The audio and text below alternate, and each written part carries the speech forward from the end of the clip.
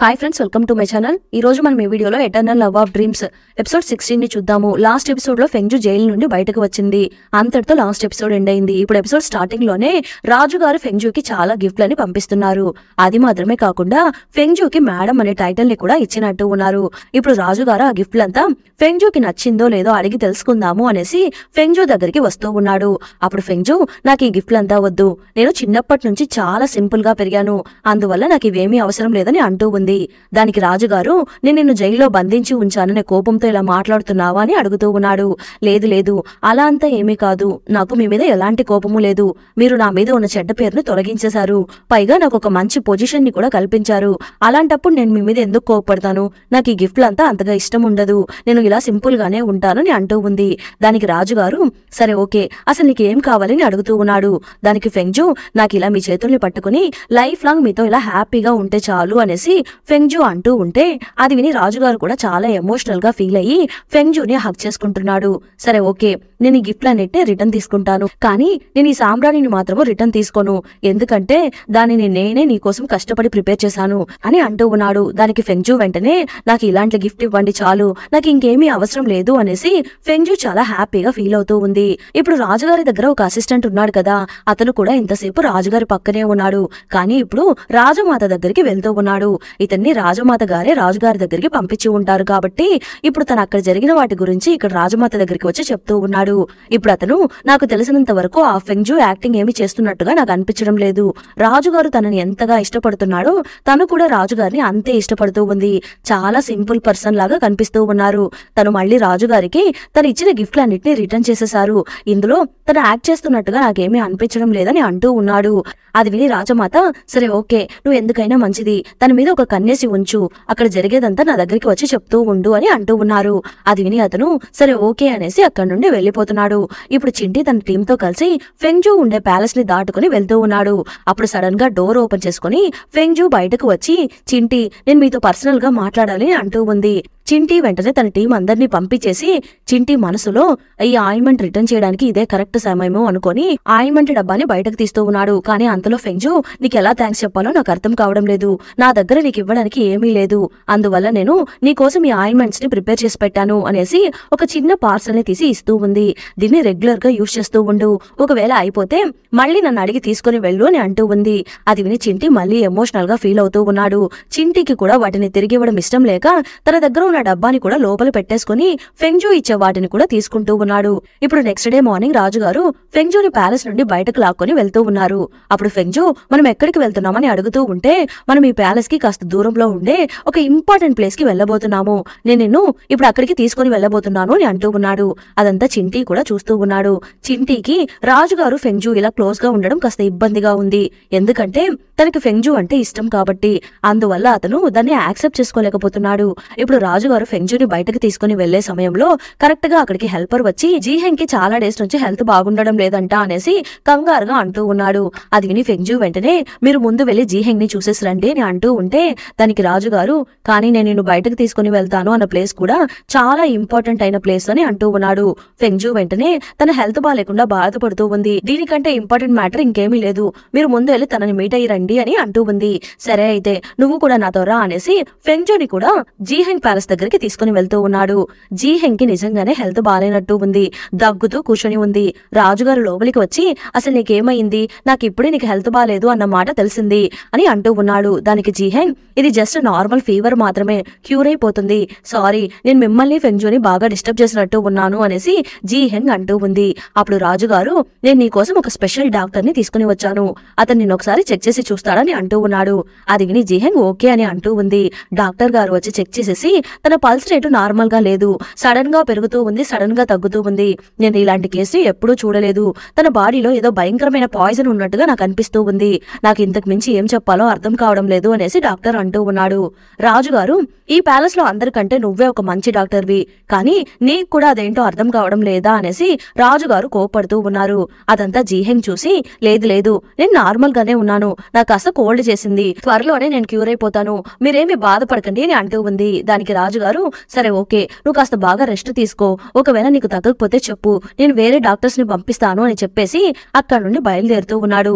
వాళ్ళిద్దరూ వెళ్లిపోయిన వెంటనే మిన్షు వచ్చి మీకు ఏమైంది, వాళ్ళు పాయిజన్ అది ఇది అని మాట్లాడుతూ ఉన్నారని అడుగుతూ ఉంటే దానికి జీహెంగ్ నాకు ఇదంతా ముందే తెలుసు, నాకు చిన్నప్పటి నుండి పల్స్ రేట్ లో చాలా చేంజెస్ ఉంటూ ఉన్నాయి అనేసి చూయింగ్ కూడా నాతో చెప్పాడు. రాజుగారు ఫెంగ్జూని ఎలా చూసారో చూసావా, రాజుగారు ఫెంగ్జూతో డీప్ గా లవ్ లో పడిపోయారు. అందువల్ల నేను ఇంకా రాజుగారి మనసుని గెలుచుకొని ఆ తర్వాత ఆ రాయిని తీసుకుని వెళ్ళాలి అనుకున్నదంతా ఇంకా జరగని పని, ఎందుకంటే తన మనసు ఇప్పుడు ఫెంగ్జూ దగ్గర ఉంది అని అంటూ ఉంది. లేదు లేదు, మీరు నమ్మకాన్ని కోల్పోకండి అనేసి మింగ్షు అంటూ ఉంది. ఇక్కడేమో రాజుగారు ఫెంగ్జూని ఆ ఇంపార్టెంట్ ప్లేస్ దగ్గరికి తీసుకుని వెళ్తున్నాడు. అదేం ప్లేస్ అంటే పూర్వీకులుండే సమాధి దగ్గరికి ఇప్పుడు ఫెంగ్జూని తీసుకుని వెళ్తున్నాడు. ఇప్పుడు రాజుగారు చెంటిని చూసి మీరందరూ బయట నిలబడుకుని ఉండండి, నేను రాణిగారిని తీసుకుని లోపలికి వెళ్లేసి వస్తాను అనేసి ఫెంగ్జూని తీసుకుని లోపలికి వెళ్తూ ఉన్నాడు. ఈ సమాధి కింద ఇలాంటి సీక్రెట్ ప్లేస్ ఉందని నాకు అస్సలు తెలియదు అనేసి ఫెంగ్జూ అంటూ ఉంటే దానికి రాజుగారు ఈ ప్లేస్ ఏమో అంత ఇంపార్టెంట్ కాదు, నేను ఇందులో చాలా మెకానిజమ్స్ చేసి పెట్టాను, అది ఇంపార్టెంట్ అని గొప్పగా చెప్తూ ఆ ప్లేస్ యొక్క డోర్ ని ఓపెన్ చేస్తున్నాడు. లోపలికి వెళ్ళగానే అక్కడ చాలా మెకానిజమ్స్ ఉన్నాయి. బై మిస్టేక్ గా రాంగ్ ప్లేస్ లో కాలు పెడితే అక్కడున్న బాణాలంతా వచ్చి అటాక్ చేస్తుందంట. అలా రాజుగారు సెట్ చేసి పెట్టినట్టు ఉన్నారు. ఆ రాంగ్ ప్లేస్ ఏంటేంటో చూపించడానికి కోసము ఒక బటన్ ని ప్రెస్ చేస్తున్నాడు. అప్పుడు ఆ రాంగ్ ప్లేస్ కి సంబంధించిన రాళ్ళన్నీ కిందకి వెళ్లిపోతూ ఉన్నాయి. అవన్నీ ఇప్పుడు రాజుగారు ఫెంగ్జూకి చూపిస్తూ ఇవన్నీ నువ్వు బాగా గుర్తు పెట్టుకోవాలని అంటూ ఉన్నాడు. అది విని ఫెంగ్జూ నేను దీన్ని ఈజీగా గుర్తు పెట్టుకోగలనని అంటూ ఉంది. వెరీ గుడ్ అని చెప్పేసి రాజుగారు తన బుగ్గల్ని తడుముతూ ఉంటే ఫెంగ్జూ ఆ బుజ్జినక్కగా ఉన్నప్పుడు దొంగ అలానే చేస్తూ ఉంటాడు కదా, అది ఫెంగ్జూకి గుర్తుకు వస్తూ ఉంది. రాజుగారు కూడా ఫెంగ్జూ చేసేదంతా ఎంత క్యూట్ గా ఉందో అన్నట్టు చూస్తూ ఉన్నాడు. ఫెంగ్జూ వెంటనే సారీ నన్ను క్షమించండి అని అంటూ ఉంది. అప్పుడు రాజుగారు ఆ మెయిన్ స్టోన్ ఉండే ప్లేస్ దగ్గరికి ఫెంగ్జూని తీసుకుని వెళ్లి ఆ బటన్ ని ప్రెస్ చేసి చూపిస్తూ ఉన్నాడు. అప్పుడు అందులో నుండి ఆ స్టోన్ బయటకు వస్తూ ఉంది. దాన్ని చూసి ఫెంగ్జూ షాక్ అయిపోతూ ఉంది. దీన్ని చూస్తుంటే సేమ్ ఆత్మచర్య యంత్రం లాగానే ఉంది అనేసి ఫెంగ్జూ థింక్ చేస్తూ ఉంది. అప్పుడు రాజుగారు ఇది కొన్ని సంవత్సరాల ముందు ఇక్కడ యుద్ధం జరుగుతూ ఉన్నప్పుడు ఆకాశం నుండి ఊడి పడిందంట, ఈ రాయే మా అందరినీ కాపాడిందంట. ఈ స్టోరీని కూడా నువ్వు ఆల్రెడీ వినుంటావు కదా, ఆ రాయినే ఇది. ఈ రాయి ఉండే ప్లేస్ ఓన్లీ రాజులకు మాత్రమే తెలుస్తుంది, కానీ ఇప్పుడు నీకు కూడా తెలిసిపోయింది, దీనికోసమే నేను నిన్ను ఇక్కడికి తీసుకుని వచ్చాను అని రాజుగారు అంటూ ఉన్నారు. అది విని ఫెంగ్జూ ఇది ఎంత పెద్ద విచిత్రమో, చాలా చాలా థ్యాంక్స్, నేను దీన్ని ఎప్పటికీ మర్చిపోను అని అంటూ ఉంది. అది మాత్రమే కాదు, ఇప్పుడు ఒకసారి చూడు అనేసి రాజుగారు ఆ రాయిని టచ్ చేస్తూ ఉంటే ఆ రాయి భయంకరంగా మెరుస్తూ ఉంది.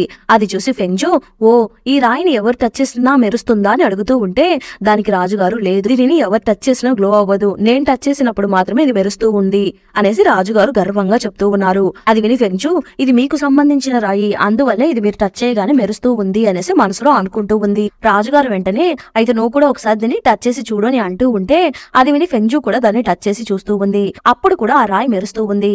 అసలు నేను టచ్ చేస్తే ఇది ఎందుకు గ్లో అవుతుంది అనేసి ఫెంగ్జూ షాక్ అయి చూస్తూ ఉంటే దానికి రాజుగారు నిన్ను ఇక్కడికి తీసుకుని రావడం కరెక్టేనేమో, ఎందుకంటే ఆ దేవుడు నిన్ను కూడా నాలాగే ఈ రాయిని జాగ్రత్తగా కాపాడడం కోసం పంపించాడేమో, అందువల్లే నువ్వు ఈ రాయిని టచ్ చేయగానే ఇది కూడా మెరుస్తుంది అనేసి అంటూ ఉన్నాడు. కానీ ఫెంగ్జూ ఏమో మనసులో నేను ఆల్రెడీ ఈ రాయిలో ఉన్నాను కాబట్టి ఇది నన్ను గుర్తుపట్టినట్టు ఉంది, జీహెంగ్ వచ్చి దీన్ని టచ్ చేసినా కూడా ఇది మెరుస్తుందేమో అని అనుకుంటూ ఉంది. అప్పుడు రాజుగారు నేను ఇక్కడికి తీసుకుని రావడానికి గల కారణం ఈ రాయి మాత్రమే కాదు, ఈ రాయిని జాగ్రత్తగా కాపాడడం కోసము ఇక్కడున్న మెకానిజమ్స్ అన్నిటినీ స్ట్రాంగ్ చేయాలని అనుకుంటున్నాను. నువ్వు ఆల్రెడీ ఆ ఆయుధాన్ని కూడా డిజైన్ చేసి ఇచ్చావు, అందువల్ల నువ్వు ఇప్పుడు దీనికి కూడా ఒక మంచి ప్లాన్ ని గీసి ఇవ్వాలి అనేసి అడుగుతూ ఉన్నాడు. అది విని ఫెంగ్జూ నేను కన్ఫామ్ గా మీకు హెల్ప్ చేస్తానని అంటూ ఉంది. ఇక్కడేమో జీహెంగ్ ఒక సూప్ ని తీసుకుని రాజుగారి ప్యాలెస్ లోకి వస్తూ ఉంది. రాజుగారి హెల్పర్ వెంటనే బయటకు వచ్చి రాజుగారు ఇక్కడ లేరని అంటూ ఉన్నాడు. ఇది విని జీహెంగ్ ఓ అవునా, తను వచ్చాక తనకి ఈ సూప్ ని కాస్త వేడి చేసి ఇవ్వండి అని చెప్పేసి రిటర్న్ అవుతూ మింగ్షుతో మాట్లాడుకుంటూ వస్తూ ఉంది. అప్పుడు మింగ్షు కరెక్ట్ గా రాజుగారు ఫెంగ్జూ ఇద్దరు ఇక్కడ లేరు అని అంటూ ఉంటే దానికి జీహెంగ్ వాళ్ళిద్దరూ కలిసి బయటకు వెళ్ళడం ఏమైనా కొత్తనా, ఇద్దరు కలిసి ఎక్కడికైనా వెళ్ళుంటారు, మనం ఒక మంచి సందర్భం కోసం వెయిట్ చేద్దామని అనుకుంటూ ఉంది. ఇక్కడేమో రాజుగారు ఫెంగ్జూ ఇద్దరు కలిసి అక్కడున్న మెకానిజమ్స్ అన్నిటిని స్ట్రాంగ్ చేయడానికి ప్లాన్స్ వేస్తూ ఉన్నారు. అప్పుడు రాజుగారు ఫెంగ్జూ అందంలో మైమరిచిపోయి కేర్లెస్ గా పనిచేస్తూ ఉంటే అప్పుడు తన చేతికి కాస్త గాయమవుతూ ఉంది. ఫెంగ్జూ వెంటనే ఎప్పుడు తన చేతిలో ఒక ఆయిల్మెంట్ బాటిల్ ని పెట్టుకుని ఉంటుంది కదా, దాన్ని ఓపెన్ చేసి రాజుగారికి కట్టు కడుతూ ఉంది. అది చూసి రాజుగారు, ఇది ఆ వైట్ రోస్ ని యూజ్ చేసి తయారు చేస్తూ ఉండవు కదా, ఆ ఆయింట్మెంటేనా అని అడుగుతూ ఉంటే అవును అని ఫెంగ్జు అంటూ ఉంది. ఇలా కేర్లెస్ గా పనిచేయడం వల్ల చేతికి కట్టుకట్టులాగా అయిపోయింది అనేసి ఫెంగ్జు అంటూ ఉంటే అది చూసి రాజుగారు, నువ్వు మాత్రమే నన్ను ఇలా అధికారంగా ట్రీట్ చేస్తున్నావు, నువ్వు నన్ను ఒక రాజుగా చూడడం లేదు, నీ హస్బెండ్ లాగానే ట్రీట్ చేస్తున్నావు. మా అమ్మ కూడా మా నాన్నని ఇలానే ట్రీట్ చేసి ఉంటారు, వాళ్ళిద్దరూ ఒకరినొకరు ఎంతగానో ఇష్టపడుతూ ఉండేవారంట అని దాన్ని చూసే అదృష్టం నాకు దొరకలేదు, కానీ నాకు నిన్ను చూసినప్పుడల్లా మా అమ్మ కూడా మా నాన్నని ఇలానే ట్రీట్ చేసి ఉంటారు కదా అని అనిపిస్తూ ఉంటుంది అనేసి ఎమోషనల్ గా మాట్లాడుతూ ఫెంగ్జు దగ్గరికి క్లోజ్ గా వస్తూ ఉన్నాడు. అప్పుడు ఫెంగ్జు, ఇది దోంగుహా కాదు, దోంగుహా నీడ నుండి పుట్టిన ఒక పుట్టుక మాత్రమే అని అనుకుంటూ వెంటనే దోంగుహాని పక్కకు తోసేసి, లేదు మనకి చాలా వర్క్స్ ఉన్నాయి, ముందు వాటిని చూద్దాం రండి అనేసి అంటూ ఉంది. ఇప్పుడు రాజుగారు ప్యాలెస్ కి వచ్చేసి తన వర్క్స్ అంతా కంప్లీట్ చేసుకుని నిండు చందమామని చూస్తూ ఉన్నాడు. చూసేసి, నేను ఈ రోజు ఫెంగ్జుతో కలిసి చందమామని చూడడం కోసము ఫెంగ్జు ప్యాలెస్ కి వస్తున్నానని ఇన్ఫర్మేషన్ ఇవ్వండి అనేసి హెల్పర్ కి చెప్తున్నాడు. హెల్పర్ కూడా ఫెంగ్జు దగ్గరికి చెప్పడానికి వస్తూ ఉన్నాడు. ఈ టైంలో ఫెంగ్జు కూర్చొని ఆత్మచర యంత్రాన్ని చూసేసి వచ్చింది కదా, దాన్ని ఇప్పుడు గీస్తూ కూర్చొని ఉంది. అప్పుడు అక్కడికి చెంగ్యూ వచ్చి నువ్వేం చేస్తున్నావని అడుగుతూ ఉంటే అప్పుడు ఫెంగ్జు, ఇక్కడ ఒక రాయి ఉంది, ఆ రాయిని నాకు రాజుగారు చూపించారు, దాన్ని చూస్తూ ఉంటే నాకు సేమ్ ఆ ఆత్మచర యంత్రమే గుర్తుకు వస్తూ ఉంది అని అంటూ ఉంటే అది విని చెంగ్యూ, సేమ్ అలాంటి వాటిని ఎవరైనా ఫేక్ గా చేసి పెట్టి ఉండొచ్చేమో, చాలా మంది దోంగ్హాని ఫాలో అవుతూ ఉంటారు కదా, వాళ్ళు ఎవరైనా ఇలా ఫేక్ గా క్రియేట్ చేసి పెట్టి ఉండవచ్చు అనేసి అంటూ ఉంది. అది విని ఫెంగ్జు ఒకవేళ నిజమై ఉండొచ్చేమో అనుకుని ఆ పేపర్ ని నలిపేసి టేబుల్ కిందకి విసిరివేస్తూ ఉంది. ఇప్పుడు చెంగ్యూ, నేను ఒక మంచి ఐడియా ఇస్తాను అనేసి రాజుగారికి లవ్ పెయిన్ ని ఎలా కల్పించాలి అంటే, నువ్వు అతనికి బాగా క్లోజ్ అయినట్టు క్లోజ్ అయ్యి తను బాగా నీకు క్లోజ్ అవుతున్నప్పుడు నువ్వు దూరం అయిపోవాలి, అప్పుడే ఆ లవ్ పెయిన్ స్ట్రాంగ్ గా ఉంటుంది అని అంటూ ఉంది. వీళ్ళిద్దరు ఇలా మాట్లాడుకుంటూ ఉన్నప్పుడు మోయన్ వచ్చి డోర్ కొడుతూ ఉంది. ఎవరో లోపల ఉన్నట్టు ఉన్నారే అనేసి మోయన్ అనుకుంటూ తలుపు కొడుతూ ఉంది. ఫెంగ్జు వెంటనే, నేనే ఈ కథని చదువుతున్నాను, ఇంకెవరూ ఇక్కడ లేరు అనేసి కవర్ చేసుకుంటూ ఉంది. మోయన్ వెంటనే, రాజుగారు మీతో కలిసి నిండు చందమామని చూడడానికి ఇక్కడికి వస్తున్నారంట అని అంటూ ఉంటే అది విని ఫెంగ్జు, ఓ అవునా, సరే ఓకే, నువ్వు అన్నిటినీ సిద్ధంగా ఉంచు అని అంటూ ఉంది. దానికి మోయన్, నేను ఆల్రెడీ అన్నిటినీ సిద్ధం చేసేసాను, ఇక మీరు మాత్రమే రెడీ అవ్వాలి అని అంటూ ఉంది. రాజుగారు ఫెంగ్జు ప్యాలెస్ కి వస్తున్నాడు. ఇద్దరు బయట కూర్చొని నిండు చందమామని చూస్తూ ఇద్దరు కూర్చొని కాసేపు మాట్లాడుకుంటూ ఉన్నారు. అప్పుడు ఫెంగ్జు రాజుగారి గాయానికి మెడిసిన్ అప్లై చేస్తూ ఉంది. ఇప్పుడేమో రాజుగారు, ఈ క్లైమేట్ చాలా కూల్ గా ఉంది, నేను మ్యూజిక్ ప్లే చేస్తాను నీకోసం అని చెప్పేసి మ్యూజిక్ ప్లే చేస్తూ ఉంటే ఫెంగ్జు ఏమో డాన్స్ చేస్తూ ఉంది. నెక్స్ట్ ఇప్పుడు రాజుగారు ఫెంగ్జుతో రొమాన్స్ చేస్తున్నట్టు కలకంటూ మనం ఇంకా ఫెంగ్జు ఇంట్లోనే ఉన్నాము అనుకుని నిద్రలేస్తూ ఉన్నాడు. తీరా చూస్తే రాజుగారు తన ప్యాలెస్ లోనే ఉన్నాడు. నేను ఇక్కడికి ఎలా వచ్చాను, నేను నిన్న ఫెంగ్జుని చూడడానికి వెళ్ళాను కదా, నేను ఇక్కడికి ఎలా వచ్చానని అడుగుతూ ఉంటే దానికి అసిస్టెంట్, అవును మీరు అక్కడికే వెళ్లారు, కానీ మీరు ఫుల్లుగా తాగి మైకంలోకి వెళ్లిపోయారు, అందువల్ల చింటీనే మిమ్మల్ని ఇక్కడికి తీసుకుని వచ్చి వదిలిపెట్టేసి వెళ్ళాడని అంటూ ఉన్నాడు. అది విని, ఏంటి చింటీనా అని రాజుగారు అడుగుతూ ఉన్నాడు. ఇప్పుడు రాజుగారు చింటీని పిలిపిస్తున్నాడు. పిలిపించి, నిన్న నువ్వే నన్ను ప్యాలెస్ లో వదిలిపెట్టావా అని అడుగుతూ ఉంటే చింటీ వెంటనే, అవును నేను నిన్న అటువైపు వెళ్తూ ఉన్నాను, అప్పుడు మీరు తాగేసి మైకంలో ఉన్నారు, అందుకే నేను మిమ్మల్ని తీసుకుని వచ్చి ప్యాలెస్ లో వదిలిపెట్టానని అంటూ ఉన్నాడు. దానికి రాజుగారు, అలా అయితే నిన్న మైకంలో నేనేమైనా నీ దగ్గర వాగానా అనేసి రాజుగారు అడుగుతూ ఉంటే లేదు, మీరేమీ చెప్పలేదు, మీ హెల్పర్ కూడా నాతోనే ఉన్నాడు, కావాలంటే అతన్ని కూడా అడగండి, నేను మీతో అబద్ధం చెప్పలేదు అనేసి చింటూ అంటూ ఉన్నాడు. వెంటనే హెల్పర్ కూడా అవును అని అంటూ ఉన్నాడు. అది విని రాజుగారు, సరే ఓకే ఓకే, నేను ఒక ఐటమ్ ఇస్తాను, టేస్ట్ చేసి చెప్పు అనేసి ఒక కాల్చిన దుంపని తీసి అతనికి ఇస్తున్నాడు. చింటీ దాన్ని టేస్ట్ చేసి చూస్తూ ఉన్నాడు. అప్పుడు రాజుగారు, టేస్ట్ ఎలా ఉంది అని అడుగుతూ ఉంటే అన్ని కాల్చిన దుంపలు సేమ్ టేస్ట్ లోనే ఉంటుంది, ఇది కూడా నార్మల్ గానే అనిపిస్తుంది అనేసి చింటీ అంటూ ఉన్నాడు. రాజుగారు వెంటనే, ఇది నువ్వు కాల్చిన దుంపల కంటే బెటర్ గా ఉన్నాయా అని అడుగుతూ ఉంటే వెంటనే చింటీ, నా లైఫ్ లో నేను ఇప్పటి వరకు దుంపల్ని కాల్చనే లేదు అని అంటూ ఉన్నాడు. అది విని రాజుగారికి చాలా హ్యాపీగా ఉంది. అమ్మయ్య, ఆ అబ్బాయి వీడు కాదు అనేసి, ఓ అవునా అనేసి రాజుగారి చింటీ దగ్గరికి వచ్చి, నువ్వు ఎక్కువగా బయట తిరగడం వల్ల ఈ డ్రెస్ అంతా మాసిపోయింది అనేసి డ్రెస్ అంతా దులుపుతూ చింటీని కూల్ చేస్తూ ఉన్నాడు. ఇప్పుడు రాజుగారు హ్యాపీగా ఫీల్ అవుతూ ఆ హ్యాపీనెస్ తో ఫెంగ్జు దగ్గరికి వెళ్తూ ఉన్నాడు. వెళ్ళి, నేను నీ దగ్గర ఒక ఇంపార్టెంట్ ఐటమ్ ని తీసుకుని వచ్చాను అనేసి ఒక బాక్స్ ని ఓపెన్ చేసి చూపిస్తూ ఉన్నాడు. అందులో కేక్స్ ఉన్నాయి.